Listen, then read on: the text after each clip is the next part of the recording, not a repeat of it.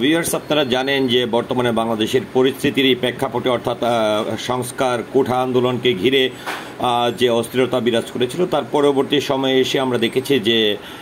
গত প্রায় 6-7 দিন ধরেই কিন্তু কারফিউ প্রদান করা হয়েছে এবং কারফিউটি আস্তে আস্তে কিন্তু শিথিল করা হয়েছে। তো আমরা অনেকের এই ঢাকার রাস্তা সম্পর্কে জানার একটি আগ্রহ থাকে যে আসলে এই কারফিউ যখন আসলে শিথিল করা হয় তখন আসলে প্রায় রাস্তাগুলোই কিন্তু খোলা থাকে, কিন্তু কারফিউ শিথিল টাইমটি যখন শেষ হয়, যেটি আমরা দেখেছিলাম গত 25 জুলাই, যেটি আমি ব্যক্তিগতভাবে বাসা থেকে বেরিয়েছিলাম এবং গাড়ি নিয়ে বের হয়ে যেয়ে আমি প্রত্যক্ষভাবে যেটি দেখেছি যে যখনই আসলে কারফিউ সকাল 10টা থেকে 5টা পর্যন্ত শিথিল করা হয়েছিল, তারপরে যখন আসলে কারফিউ টাইমটি আসলে শিথিল টাইমটি শেষ হয়, তারপরে আমি কিন্তু মিরপুর থেকে গুলশানের দিকে যাওয়ার চেষ্টা করেছিলাম, গুলশান হয়ে মগবাজার কিংবা মহাখালীর দিকে যাওয়ার চেষ্টা করেছিলাম। কিন্তু সেখানে যেয়ে আমি যেটি দেখেছি যে আসলে যেহেতু কূটনৈতিক পাড়া এবং কূটনৈতিক পাড়ার নিরাপত্তার স্বার্থে কিন্তু বাংলাদেশ সেনাবাহিনী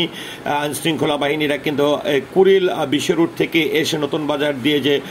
প্রবেশ মুখটি রয়েছে গুলশান 2-এর, সেটি কিন্তু বন্ধ করে দিয়েছে। তারপরে কিন্তু আমি অনেকটা ঘুরেই আসলে কুড়িল বিশ্ব রুট হয়ে আবার বনানী মহাখালী হয়ে প্রধানমন্ত্রীর কার্যালয়ের সামনে দিয়ে কিন্তু আমি ফার্মগেট হয়ে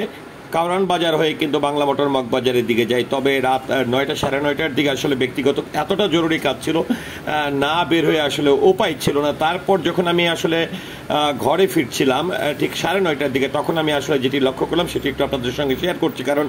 আমরা আসলে ব্যক্তিগত কাজে বা জরুরি কাজে যদি